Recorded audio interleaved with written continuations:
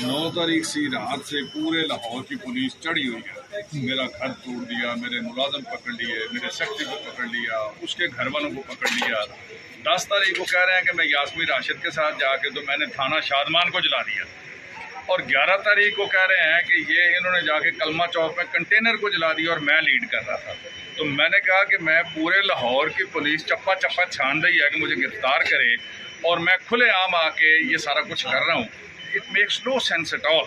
तो ये सारे फेक केसेस इन्होंने बनाए हुए हैं। तो मैंने अदालत से रिक्वेस्ट की थी कि मुझे आप जुडिशल करें। ये रोज़ किसी ना किसी केस मेरे ऊपर डाल के उसका रिमांड ले आते हैं।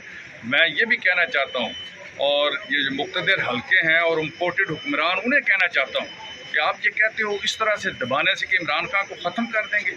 इमरान खान एक फ़र्द का नाम नहीं है, वो एक सोच का नाम है, एक फ़िक्र का नाम है, वो एक फिनोमिना है, और ये फिनोमिना आज पाकिस्तान के करोड़ों नौजवानों के दिलों में घर कर चुका है। आप होश के नाखुन लें, और बेगुनाह जो लोग हैं 90% लोग, मैं पिछले 15 दिन से मुख्तलिफ जेलों में थाने भुगत रहा हूँ, जहाँ जाते हैं 90% नौजवान जो है वो बेगुनाह है, जिनको कहीं से पकड़ा, कहीं से पकड़ा, कहीं से पकड़ा, थानों में डाल दिया। पुलिस भी ये जुल्म और ज्यादती जो कर रही है, ये मैं इन्हें कहता हूँ कि होश के नाखुन लें, और जो लोग उसमें मुलव्वस हैं उन्हें आप ट्रायल करें।